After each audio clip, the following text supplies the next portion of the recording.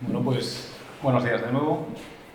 Pasamos a la segunda de las ruedas de prensa de esta 25ª edición de las Jornadas del Cómic en Villa de Avilés, y la verdad es que es un lujo y un verdadero honor tener a los autores que nos acompañan, a todos los que nos acompañan, desde luego, pero especialmente a Adolfo Usero, uno de los grandes nombres de la historieta en España, y a Pablo Velarde, que llega con obra relativamente fresca bajo el brazo y sobre todo llega después de tener una vinculación con la ciudad de Avilés que se remonta ya hace bastantes años, aunque no sea más que una vinculación editorial, y que llega con ese pedazo de preciosidad que es el cartel de esta edición de las jornadas que adorna toda la villa.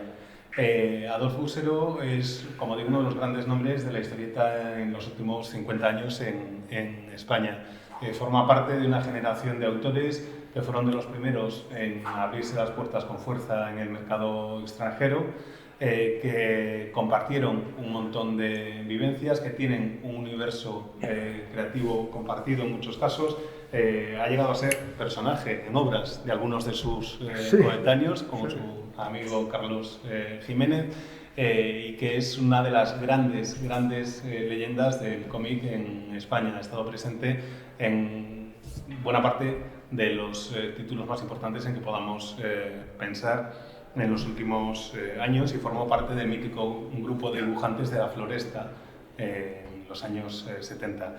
Y Pablo Velarde, como digo, es un autor que llega con su primera obra larga relativamente fresca bajo el brazo, o por lo menos la más larga de las que has hecho hasta ahora, Epílogo, que tiene vinculación con la ciudad de Avilés desde mediados de los años 90, porque cuando la ya desaparecida, por desgracia, editorial Dude empieza su andadura, uno de los primeros títulos de autores españoles que publica es Rafaelito creo que se publicó antes Quintín Sí. Lerroux. Era una serie que ya había publicado Pablo, habías empezado a publicar antes, Sí. pero en Dude se recopila todo el material que había de Quintín y se añade material adicional para acabar de completar la obra.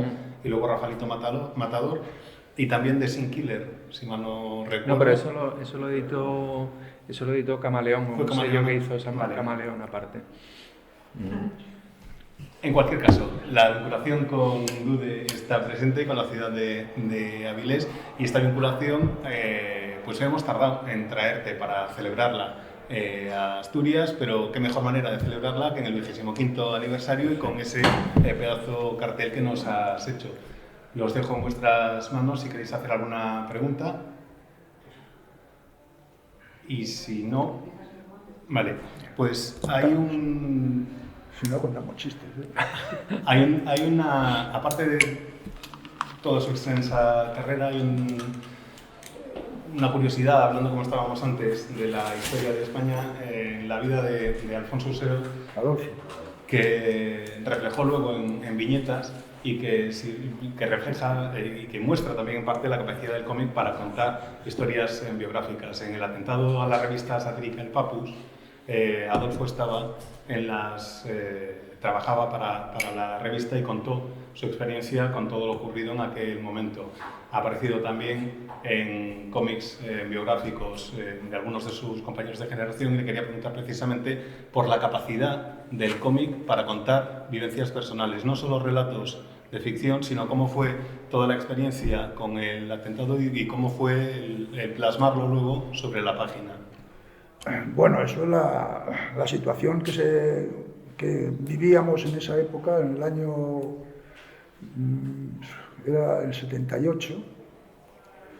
Había una excitación notable de la derecha o de la gente que en aquellos momentos estaba tratando de apoderarse del pueblo. Y de hecho, pues había demasiada gente en Barcelona que se movía de una manera cuasi siniestra, porque se subía a los tejados con una escopeta y todo Dios tenía ahí un riesgo, bueno, eso, que alguien se pusiese a disparar, ¿no?, por la noche, y se comunicaban de una manera muy peligrosa, ¿no? Había gente que se metía enseguida en un portal. Íbamos una noche, Carlos Jiménez y 3 amigos más, y acabamos acorralados en... Bueno, había un miedo muy poderoso, ¿no? Un miedo, vamos, podía ocurrir cualquier burrada, porque se comunicaba a la gente que estaba en los tejados, que eran todos los fachas, y le veíamos los rifles y digo, joder, vamos a ver. Y estábamos acojonados. En esa época, además, ya nos habían atacado moralmente bastante, porque venían a amenazarnos, venían a la redacción del Papus y nos amenazaban tranquilamente.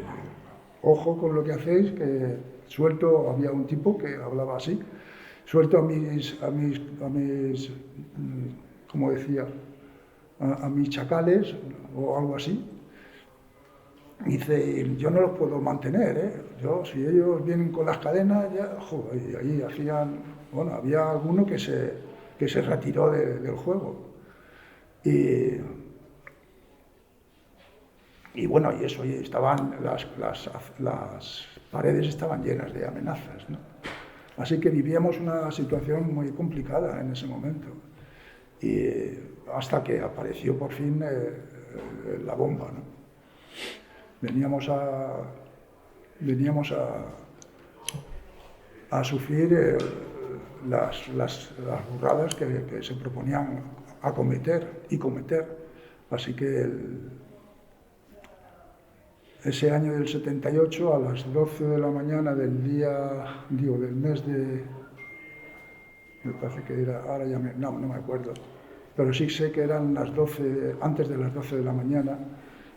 Yo subí además de los primeros, porque había una reunión con prensa, porque teníamos 2 revistas, bueno, había 3 o 4 revistas, pero una de ellas era el Papus, claro, donde estábamos casi siempre los de siempre, y luego había otra revista que se llamaba, mi memoria, bueno, otra revista, El Cuervo, que la hacían casi solo los periodistas, con algunas ilustraciones. Y estaba precisamente toda la gente que trabajaba para El Cuervo, estaba allí al fondo de la habitación, al fondo de un pasillo, y yo subí a dibujar. Me encontré precisamente con el hombre que después padeció la muerte, y bueno, yo subí, mejor dicho, y me senté a dibujar, que estaba haciendo precisamente una historieta sobre el tema del zar y tal, que era ay, mi memoria. Bueno, ahora ya me acordaré de él, porque es muy importante citarle. Era el Domingo Rojo, haciendo el Domingo Rojo, y tenía 3 páginas dibujadas y tenía bocetadas otras, y entonces, como todavía no tenía cosas que hacer, porque se reunían también para hablar de la semana, pues me estuve dibujando allí una de las páginas, que tengo además un trozo de la página manchada y todo eso, pues me la quedé. Y bueno, en ese momento oímos una explosión en la puerta, y fue terrible, porque cuando yo me caí, claro, me caí de la mesa, se cayó una estantería que tenía detrás, me aplastó un poco, vamos, sin molestias demasiadas, y después apareció por la puerta, por una de las habitaciones, Óscar Nebreda, que venía huyendo del ruido, y se iba a meter en otro follón, porque cuando apareció pretendía irse para la puerta. Y la puerta había desaparecido. Había en el centro de aquella habitación, de la entrada, había una chica que se hacía de telefonista, era telefonista, y entonces la niña, yo me acerqué hasta allí con mucho cuidado, porque el suelo había cosas que eran muy peligrosas, porque había muchos cables entonces, y apareció por allí también Charlie, que era el director de la revista, y había un señor que había ido cerca de la chica, había subido un señor que era del kiosco, que había traído las revistas de la semana, que compraba la dirección para saber cómo iba la historia. Y bueno, pues ahí estaba el hombre con un reloj en la mano, temblando,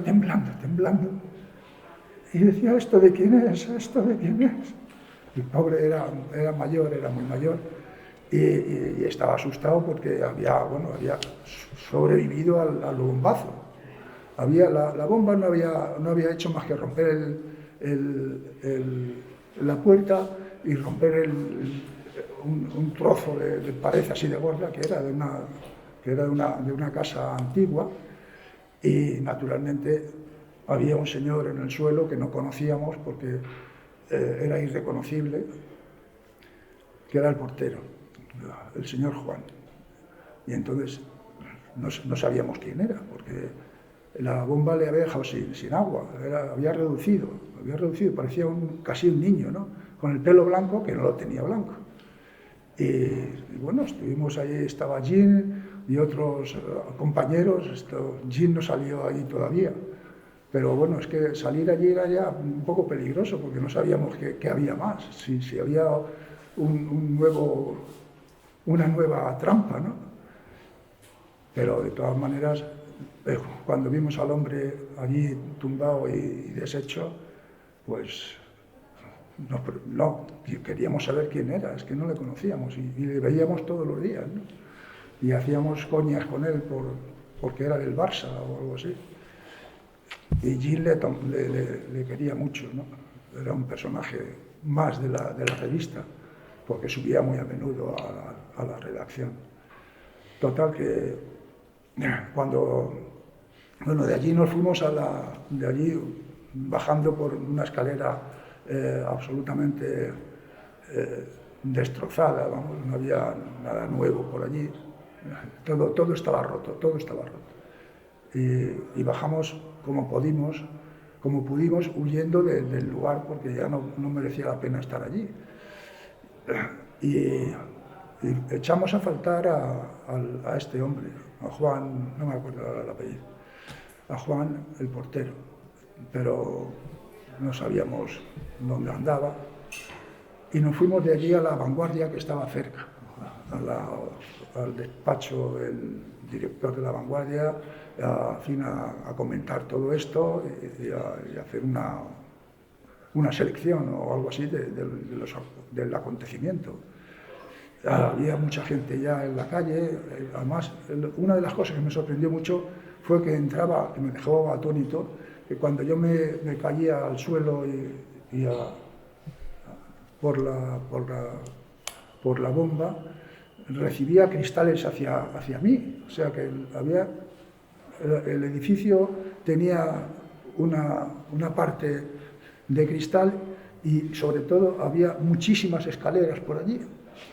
Y entonces suponemos que la bomba rompió los cristales, pero los traía hacia adentro después. Recuperaba lo que era suyo, del edificio. Y bueno, y a mí me cayeron cristales que yo decía, bueno, yo estaba convencido de que había sonado que era una bomba en la calle, que era una bombona o algo así, comentaba yo. Y yo, ha sonado en la calle, Y bueno, pues me demostraron después que había sido en la puerta. Bueno, yo lo vi después, inmediatamente. Y no supimos casi nada del hombre que quedaba allí, que solo la policía vino, hasta los bomberos. Y por fin, bueno, pues nos encontramos yo con una gran tensión, y allí estuvimos en un despacho de La Vanguardia hasta que decidimos tomar la iniciativa nosotros. Y luego ya cuando estábamos ya relativamente tranquilos. Vinieron algunos que estaban fuera, que estaban en sus casas, no sé qué, vinieron aquí a apoyar a los dibujantes que estábamos allí, y acabó la historia pues recuperando al hombre que ya estaba muerto. Ya supimos quién era y se había quedado sin agua, ya se habían cogido, y así recordamos al pobre Juan. Nos dejó también fuimos al cementerio, hubo después un movimiento popular muy interesante, todos rechazando a los sinvergüenzas y tal. Una de las cosas que más me duele, que siempre me dolió y que sí me sigue molestando, es que fuimos a denunciarlo a Madrid desde Barcelona y queríamos exigirle al señor Rodolfo Martín Villa, que era el de Interior, el ministro de Interior, que no nos hizo ni puñetero caso, que luego detuvo a una serie de tipos que también eso coincidía un poco con lo de los abogados que mataron. Fue un poco después, bueno, un poco no, 6 meses después. Pero que la actitud del señor Rodolfo Martín Villa era la de un sinvergüenza, y ahora le están acusando además de cosa que me agrada mucho saber. Me están acusando por ahí, por Argentina, de haber hecho trampas, ¿no? Y en fin, esa es un poco la situación que yo viví y que vivimos, desgraciadamente, un montón de señores que estábamos allí había un miedo tremendo también, porque si llega a entrar el pobre Juan, nos salvó la vida a todos, menos la suya, porque había 20 tíos allí, en una habitación. Si llega a entrar el Juan con la bomba que traía, bueno, no sé qué poder tenía, pero hubiera hecho una matanza. Y todo esto, como os digo, luego se lo reflejó Adolfo sobre las viñetas de un cómic, y no deja de ser, no debemos olvidar que uno de los mayores ataques, de los más violentos que se han producido contra la libertad de expresión en los últimos 40, 45, 50 años en España fue a una revista satírica que se dedicaba a plasmar en viñetas una visión de la realidad. El poder del cómic es el poder de cualquier lenguaje para presentar realidades, para denunciar todo tipo de situaciones, y es parte de lo que queremos tener siempre presente en las jornadas del cómic. Y además las viñetas sirven para reflejar hechos vividos y para acercarse desde una perspectiva casi de género negro a una investigación distinta, a una visión diferente de lo que fue la dictadura, que es lo que hace Pablo en Epílogo, su obra publicada más reciente. Una obra en la que la aparición de una serie de fotografías hacen que el personaje protagonista se embarque en toda una investigación, que el lector vaya descubriendo al mismo tiempo que el protagonista qué es lo que está sucediendo, y que esa investigación lleve, por un lado, a pintar una especie de fresco en blanco y negro de lo que era la dictadura, y por el otro a explorar las relaciones de familia entre padres e hijos, una demostración de que el cómic puede servir para contar varias historias en distintos niveles y al mismo tiempo. Y la obra más larga, por lo menos en la que yo tengo constancia, que habías hecho hasta ahora como tal, como... Sí, si se cuenta que empieza en un sitio y acaba en otro, sí. Si es por número de páginas, no. Pero me refiero simplemente concebido desde el principio, como para ser publicado en un solo tomo. Y quería saber, bueno, además te alejas un poco del registro humorístico, que es con el que más se te solía asociar, por lo menos, sobre todo al principio de tu etapa publicando, y cuentas una historia llena de giros, con una trama muy bien construida, y me gustaría saber cómo decides embarcarte, de dónde surge Epílogo. Bueno, se puede explicar de muchas maneras. Te voy a explicarla por la primera. Woody Allen dice que cuando haces comedia siempre comes en la mesa de los niños. Y esto es verdad. O sea, yo llevo Llevo publicadas miles de páginas de humor y jamás nadie me ha... Entonces, en el momento en que haces algo serio, pues la gente te toma en serio. Es muy curioso porque yo considero que hacer comedia es algo realmente complicado, pero considero básicamente, y es una de las cosas que menos me gusta de este mundo, que yo soy un contador de historias. Tú me pides un cartel para la jornada, entonces yo cuento una historia con el cartel, me pides una página para el jueves, hago quinielas y apuestas del Estado, me pide una historia, hago una historia dependiendo para cada quien. Y bueno, pues unas veces el tono es serio, otras veces el tono es humorístico, pero básicamente soy un contador de historias que, como no sé escribir, pues sé dibujar más o menos o narrar gráficamente, pues utilizo la narración gráfica.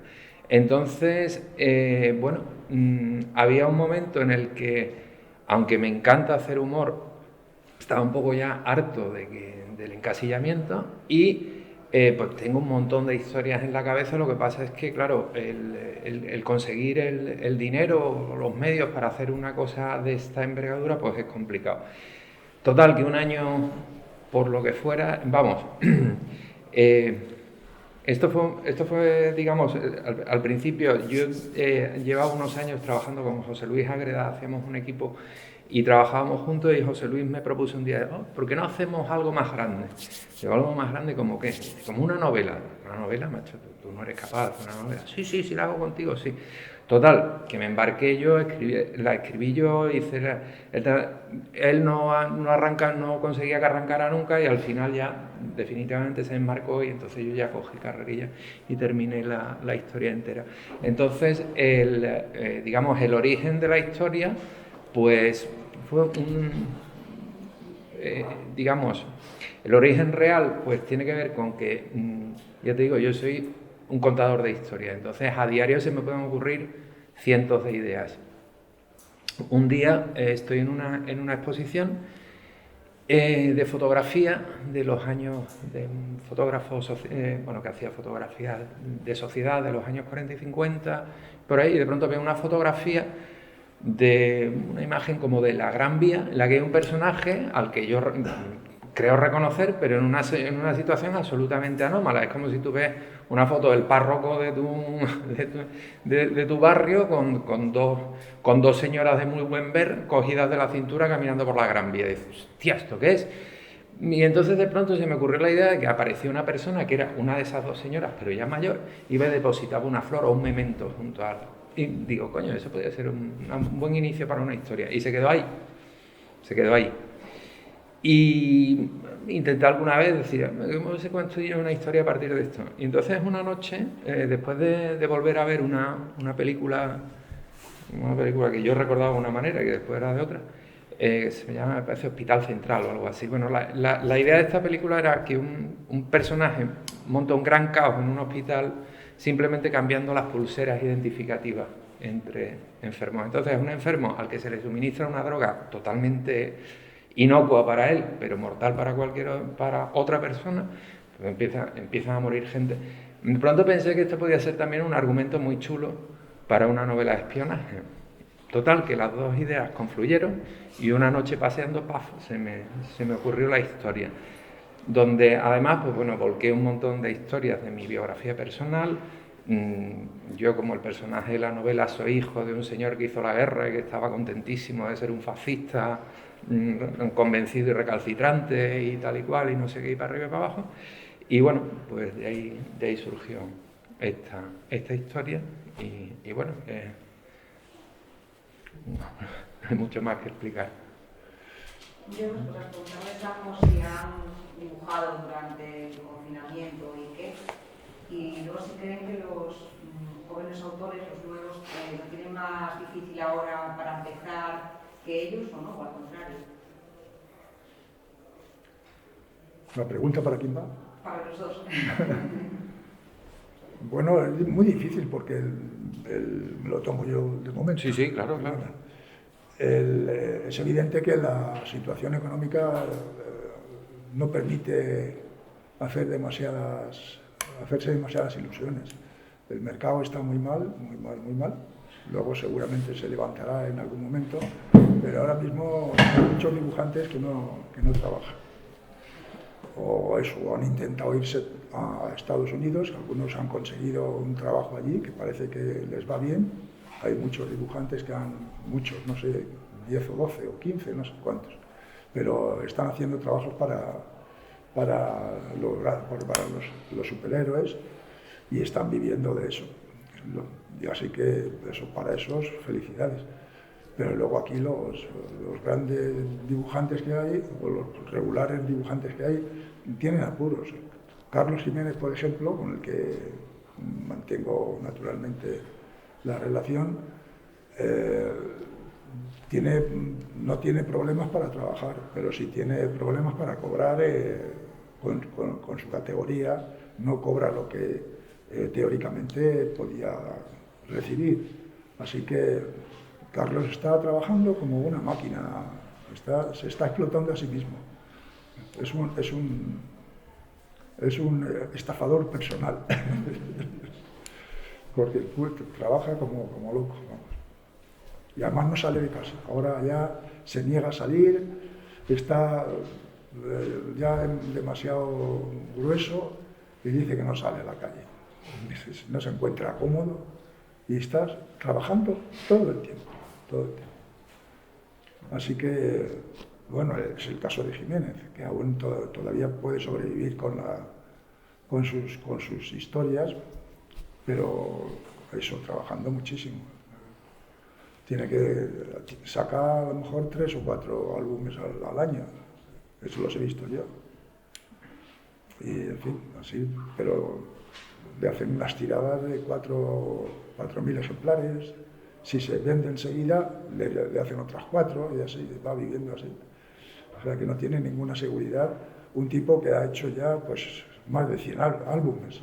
O sea que no sé qué más quiere. ¿Qué más quiere el público? El público o seguramente el editor. Yo te puedo decir por mi parte, yo tengo una visión muy diferente. Tengo una edad, yo empecé como arquitecto, pero cuando era arquitecto, después cuando empecé como dibujante y tal, yo no he conocido, salvo 3 años antes de la Expo 92, yo no he conocido jamás que no haya habido crisis en cualquier sector en el que haya trabajado, sea cual sea, siempre hay crisis. Entonces, no sé, igual o tengo mucha suerte o trabajo muchísimo, porque yo soy como... Yo sí salgo todos los días porque me propongo, porque me empeño, no, pero no salgo porque me empeño en hacer algo de ejercicio para que no se me suelden los huesos. Entonces sí salgo todos los días una horita, tal. Trabajo muchísimo, pero no me quejo en absoluto. O sea, me parece quiero decir, conozco lo que es trabajar en algo que te angustia, como a mí me ocurría con la arquitectura, y entonces adoro mi trabajo. Lo que pasa es que no solo trabajo, o sea, no solo hago tebeos, hago muchísima ilustración, cualquier cosa que se pueda dibujar o que se pueda narrar gráficamente la hago, ¿no? Entonces, yo creo que respecto al problema de la gente de la nueva generación, yo lo que me encuentro, igual estoy diciendo una cosa así muy de viejo, pero creo que el mundo de las redes sociales ha fomentado muchísimo el lado narcisista de la población. Entonces la gente está mucho más empeñada en que te digan que me gusta tu dibujo, que en ser un buen profesional, en aprender a narrar, en meterte en un... Yo cuando empecé en el negocio de los tebeos, yo había querido ser dibujante de tebeos desde que era un crío de 6 años. Cuando vi la oportunidad, hice la carrera de arquitectura, la terminé, trabajé muy pocos años y de pronto, por una crisis, por cierto, estaba en un país que estaba en una crisis absoluta, no había manera de poner 2 ladrillos juntos y entonces dije, he aquí mi oportunidad y me puse a dibujar tebeo. Pero después cuando volví a España, bueno, en el país en el que estaba, busqué trabajo donde pude y lo conseguí. Y cuando llegué a España lo que me planteé es qué se puede hacer, qué es lo que hay, el mercado para qué da. Y entonces el mercado daba para el humor, para intentar entrar en el juego. y entré por ese camino. Si hubiera habido otra puerta, pues hubiera entrado por esa, o hubiera intentado entrar por esa. Entonces, yo creo que sí, que es verdad que ahora habrá una crisis y habrá la que sea. Yo no paro de trabajar, la verdad. O sea, yo para abandonar mi estudio 4 días tengo que hacer malabares. O sea, yo la noche antes de venir aquí, a las 12 de la noche terminé el último boceto que tenía que hacer para un cliente que me acaba de salir en Estados Unidos. Me fui a pegar una carrera para desoldar los huesos, después hice la maleta, dormí 1 hora y me vine para acá. Entonces, yo vivo más o menos así. O sea, yo trabajo muchísimo, pero también por una historia. Esto también lo digo muchas veces. A lo mejor está muy mal decirlo, pero a mí mis editores me adoran, porque yo no doy jamás un problema. A mí me plantean un problema y entrego, y ya está. Yo no voy con que, uy, no, tal, no. Entonces, claro, todo este tipo de cosas a lo mejor son muy viejunas, lo que te estoy diciendo, pero eso ha sido el secreto de mi éxito. Es decir, yo llevo 25 años viviendo exclusivamente de lo que da mi lápiz. Yo no he vuelto a dar una clase de matemáticas, bueno, sí las he dado, pero por afición. No he vuelto a hacer un edificio, no he hecho nada más que dibujar. En febrero terminé de pagar mi casa y, bueno, no vivo con grandes lujos, pero soy un tipo semifeliz. O sea, me encanta lo que hago y tal. Me gustaría, es verdad, lo que estaba diciendo antes, a lo mejor tener más medios, pues porque tengo otros muchos proyectos que me gustaría sacar adelante. No puedo porque no tengo el dinero, pero hostia, es que esta es la situación de la mayoría de la gente. O sea, hay muchos directores de cine que no pueden sacar adelante proyectos, etcétera, etcétera. Bueno, pues ya vas tirando como puedes. Yo creo que ahora mismo, por resumirlo, el problema creo que es ese, que hay como...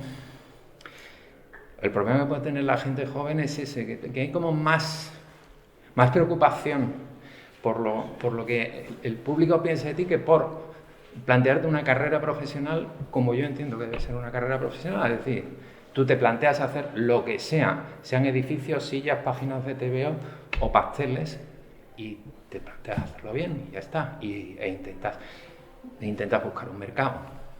Entonces, no sé, esa es mi opinión. Creo que no es muy popular, pero bueno, es lo que yo puedo contar.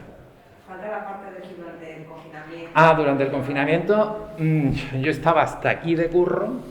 Yo estaba todo el día escuchando a la gente que se quejaba, que se aburría en casa. Digo, hijos de puta, no sabéis la suerte que tenéis. Yo tuve 2 horas exactas, 2 de asueto, que me dio para ver una película, que encima no era muy buena, le he olvidado. 2 horas de asueto. Estuve trabajando del orden de 14, 15 horas seguidas todos los días. Vamos, mi pareja que estaba conmigo se marchó después de eso y esto no hay Dios que lo aguante. Digo, nena, esto es como vivimos Y aún así sí saqué todavía, no sé por qué, un día se me ocurrió una tontería acerca de... Y hice un pequeño un cómic que fui publicando página por página en mi página de Facebook acerca de, bueno, en el que... Como todo el mundo estaba con lo del virus y tal y cual, pues me planteaba, bueno, pues una coña en el que el planeta Tierra, o sea, como el sistema solar era una familia en el que el planeta Tierra pues adquiría una especie de parásito que eran los seres humanos, ¿no? Y entonces, pues nada, era una pequeña coña de 15 o 20 páginas, pero vamos, de hecho como muy, muy rápida. Y luego, eso sí, la serie que llevo... Ahora que lo pienso, casi 10 años haciendo en El Jueves, que me parece que la empecé la semana pasada.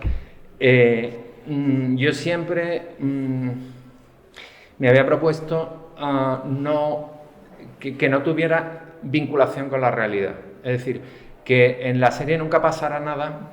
A ver, esto es una cosa que decía el creador de Calvin y Hobbes, de Watterson, que él quería que sus tiras se leyeran dentro de 50 años y siguieran siendo perfectamente entendibles, salvo, pues, Calvin habla con un teléfono de rueda, o su madre escribe en una máquina de escribir, pero todos los temas que trata son absolutamente eternos. Entonces yo quería hacer una cosa así, pero claro, lo de esta situación ha sido... Y empecé a hacer historias sobre el confinamiento, sobre el virus, sobre la máscara, sobre las manifestaciones, ¿no? Y claro, te empiezas a dar cuenta que es mucho más fácil trabajar así, porque claro, todas las semanas tienes como 4 o 5 temas que nada más que que en una de estas sesiones en las que salgo a desoldar el esqueleto, pues me pongo, le doy 4 vueltas y sale, ¿no? Entonces, eso sí, por una vez, en un tiro de mucho tiempo, en la historia de custodia compartida sí han aparecido mascarillas, han aparecido manifestaciones de cayetanos, ha aparecido de todo. Y la verdad es que, bueno, no sé, a lo mejor un día hago un cuadernillo de custodia confinada en lugar de custodia compartida. Bueno, pues si no tenéis ninguna pregunta más, hasta aquí ha llegado esta segunda rueda de prensa del día en las 25ª jornadas del cómic en Villa de Avilés. ¿Me dejas citar? Sí, claro. Que no recordaba al autor, cosa que me duele, del guionista del Domingo en Rojo, que era nada menos que Felipe Hernández Cava. O sea, que necesitaba citarlo porque era un guión precioso. Y el nombre del consejero era Juan Peñalver. Juan Peñalver, sí señor. Muchas gracias. Pues sí, claro que sí.